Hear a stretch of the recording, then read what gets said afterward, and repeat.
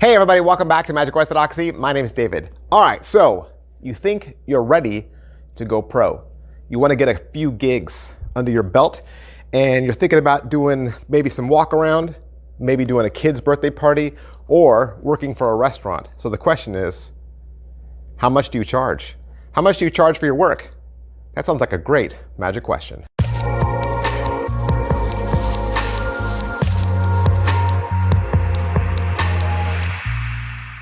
All right, the age-old question, how much money do I charge? That is a very good question. And chances are, if you're asking that question, that means you are just starting out. You're at the very beginning of this, right? Because if you were an old school pro who's been doing this forever, you wouldn't be asking that question, right? So let me just say, that is one of the hardest questions to answer because there are a few variables. The first variable is, what are you offering, right? What are you offering? Are you offering to work in a restaurant on an hourly basis? Are you offering to do like a 45-minute kids party show? Are you offering to do like walk around for a corporate? What are we talking about? Or has a relative or friend said, hey, would you do magic for my birthday party for my kids? Or would you come do magic at my wedding? Right? So maybe you've got a friend asking you and you're like, I want to charge them what a pro would charge. I want to charge them what a friend would charge. Or maybe I want to do it for free. Let's talk about it. Let's talk about it, okay? Here's the reason why coming up with an answer is difficult. And that's because we are talking about something called competitive pricing, all right? Sometimes it's very easy to put a price tag on something because all you got to do is find out what it's worth, right? Because obviously you're not going to sell it below cost. And then you find out maybe the profit margin, like what do you want to make on it, right? So that determines the price. And sometimes that's why things go on sale is because they lower the profit margin on it. But that's not what we're talking about with you and me. We're talking about competitive pricing. What competitive pricing is based on two things. So you're looking at where you live, right? Where you live is a factor. And what is the demand for what you do, okay? So those two things come into play. So where you live, okay? Let's look at housing market. The housing market in, say, Los Angeles or New York is going to be a lot higher than, the housing market closer to the middle of the country. It just fluctuates, right? To say how much is a house worth or how much do you pay rent, it depends on where you live. Well, competitive pricing is the same way, okay? It just depends on where you live. Second is the demand for what you are doing, all right? If you live somewhere where there's hundreds of these magicians floating around, then you have to price your rates competitively, all right? If you're the only one and it's just you and you've got the monopoly, you've got the market, then obviously you could charge a lot more because you're like, all right, there's nobody else but me. I'm the only option. Right? So partly, you're going to need to do some research. You're going to have to do some research before we can just give you an answer and say, oh, this is how much you charge. You should do some research. Find out the answer to those two questions. What's the market like where you live? And what are other professionals charging where you live? How many other local magicians are there? Okay, and what are they? Are there any restaurant magicians where you live? Are there people doing birthday magic where you live? Who are they? Are they just clowns? Or are they like working pros? Like you should probably find out. And do it on the sly. Don't flat out just cold call somebody and say, hey, I'm a competitive magician and I want to know how much you charge. They will hang up on you.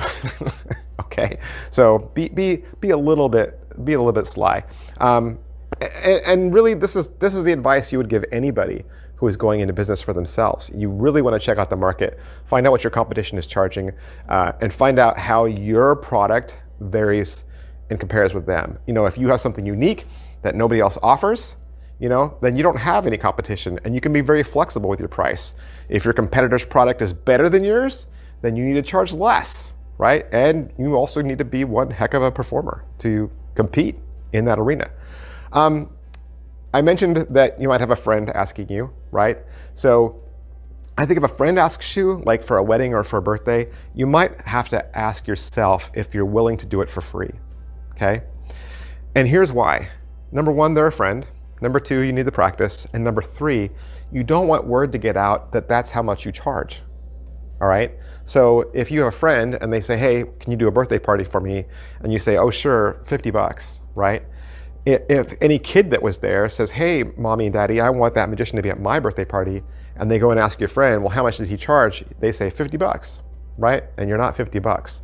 So either price yourself competitively or do something as a favor, but make it a favor, okay? And that's fine if you want to do some free things for friends and people just to get your feet wet, right? And get a little bit of experience, that's fine. But don't ever undercharge yourself. And another example of that would be, let's say there's a local pro in your area, and for a birthday party, they do a 45-minute set and they charge $200, right? $200.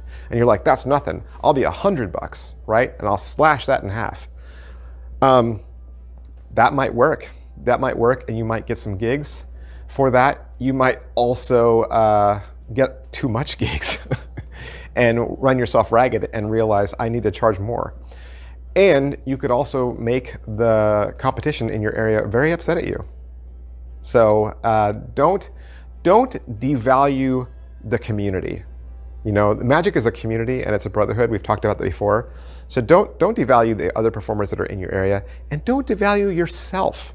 You know, you are worth more than $25 an hour. Okay, if you can string a few tricks together and you're halfway decent, I'm sorry, you are not. You are worth at least $25 an hour. Okay, don't charge less, thinking that, oh, that'll get me more gigs. Charging less can also backfire. If people are shopping around and they're calling different people and saying, how much do you charge? And they see this professional website and this guy's, you know, classy, and he says, I'm 200. And then they call you and you have no website and your business card looks like it was made from Vistaprint, and they can tell probably you've never done any shows at all. And you're like, well, I'm 100. They're going to go with the more expensive guy. They are, because they want professionalism. They want quality. They don't want to hire somebody that's unprofessional. So don't cut yourself. Don't cut your rates. Okay. Remember, people are paying you, right? They're paying you money, and so that means they expect professionalism. So when you're ready to put yourself out there, be ready. Be ready. If you're doing a website, a Facebook page, professional, great looking pictures. It means when you interact with people on the phone, you're polite. Okay. You use yes, ma'am, yes, sir, you know, all the time. And you're clean when you show up. You know, you're neat. You're on time, never late. Okay. You're early. And then when you're there in the spectator's presence, you're professional the entire time. You're not bringing your lunch with you and eating in front of you. You know, you're not smoking a cigarette or half, you know, anything else. You're ready. You're dressed and you're ready to go, and you're professional the entire time, and you deliver professionally when you're there. You deliver. Whatever they're paying for, you deliver. What you're bringing is customer satisfaction, right? And guest service. You are in the guest service industry, all right? And so every single one of those people, whether it's the person that hired you or those spectators, they are your customers, all right? And you're going to deliver. And by delivering, that means you have value. And when you have value, people pay. They pay for value. Okay? That's just how it is. So don't, like I was saying earlier, don't undercharge. People pay for value. People want to hire a pro. Be a pro, okay? Let's talk about pricing. Let's talk about pricing, some variables, all right? Because you have hourly rates, right? Which is what you would charge if you were doing walk around or a restaurant work. You would ask the person who's hiring you, how long do you want me there? They would say X amount of time. And then you would come out and say, I'm $25 an hour, okay? So then you know this is how much you charge. You could also have a flat rate. So if somebody called you and said, hey, I want you to do a birthday party, and you say, okay, I'll do 45 minutes for $150. Okay, that's a flat rate, okay? You could also have varied pricing. Varied pricing would be, am I traveling a long way, right? How far away is this? That's a good question to ask. Where are you?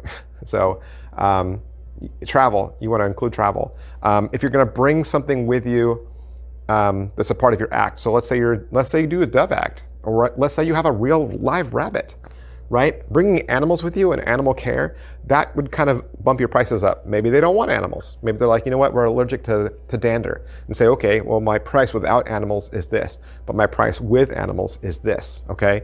So bringing animals with you, that would definitely bump the price up. The other thing that would change prices would be like add-ons. Okay, and you see add-ons at birthday parties mostly. So they say, I want you to do a birthday party, and you say, okay, here's my flat rate, right? I'll do $150 for a 45-minute show, 15 to 20 kids. Or I could have a special magic trick that I leave with the birthday child, right? Or I could teach them a trick. Or I could bring little favors for all the kids, and then that bumps your pricing up.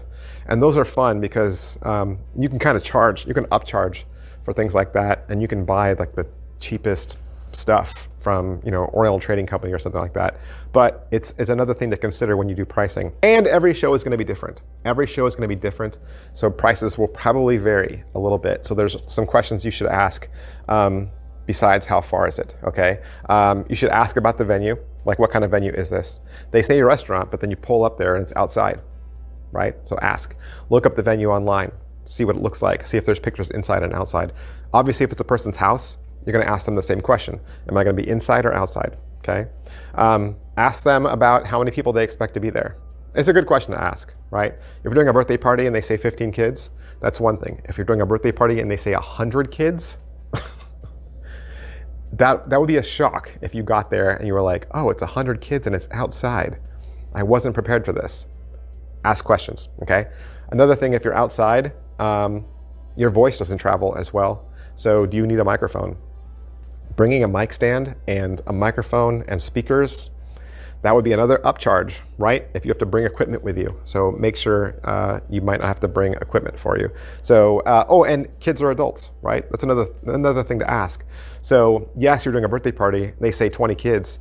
How many adults? Because those are people too. You need to know everybody that's going to be in the room.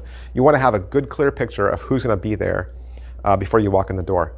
All right, so let's talk about pricing a little bit, okay? We'll talk about restaurant work and we'll talk about kid shows, and we'll leave it at that. So let's say restaurant work. And I've done another video about how to get a gig, all right? So if you want to find out how to get a gig with a restaurant, I have another video for that. I'll pin that below. If you're just starting out and you haven't done any restaurant work at all, like I said earlier, you're worth at least $25 an hour, all right? That's what you're worth. If you get good, really good, the pros, they probably double that, okay? If you're a pro magician, you're probably making at least $50 an hour, okay? I'm gonna say at least. What you're gonna deliver at a restaurant, again, is gonna be customer satisfaction, okay? Every table, professionalism, customer satisfaction. If you deliver customer satisfaction in a restaurant, that equals, for the restaurant, good business. Good business for the restaurant equals more money. They make more money. So they're gonna hire you. They wanna make sure that hiring you offsets, right? They wanna be paid back for their investment. So you're gonna be professional, and that equals good business. That equals increased profit for them, all right? You are there to help entertain, deliver satisfaction, and bottom line, make them money, okay? So yeah. Kids show, I mentioned a few times already. You're gonna do a 45-minute set. You should consider that somewhere in there. Like 30 minutes to 45 minutes is about average for a kids show, okay? So make sure you have enough tricks, make sure you practice your routine. I would start at 150, probably, easy. Probably start at 150 with like 20 or less kids, okay? More than 20 kids, again, I would maybe say, oh, it's more than 20 kids and there's 10 adults. You know, that's a bigger group. So I would say, oh, I might charge a little bit more. When you're ready to charge something that's probably more real world competitive with other kid show performers, you're looking at $200 to $300 at least for a kid show. And that might sound like a lot, but I mean, it's your time, right? It's your time. And like I said, you are valuable. You have value, and what you offer has value. So yeah, don't be afraid to charge what you're worth. Again, you're gonna deliver customer satisfaction to those kids and to the adults that hired you. And what that equates to is word of mouth for you, okay? Because those kids are all gonna run home and they're gonna tell their mom and dad, hey, there was a magician, was he good? Oh, he was great. She was so funny, she was so funny, she was great. I want her at my birthday party, right? and they're going to call those parents and say, who was that? Okay. You're going to probably get more business from word of mouth from kids parties than anything else. So when you're there, again, professionalism, customer satisfaction. All right. Hope I answered some questions for you. I hope. That's the best I can do. That's the best I can do. Of course, this is a great time for people who are watching, right, who have their own piece of advice to comment down below. So if while watching this, you had an idea or a thought, and you were like, oh, I want to add this to what David was saying, please comment down below. Or if you disagree with what I said, comment down below too. That's what makes the internet a great place, is the sharing of ideas. We can all share those ideas and help anybody that has these questions as well. I hope that helps. That's what I'm here for. Keep sending those questions in. I'll try to answer all of them. See you guys next time. Bye.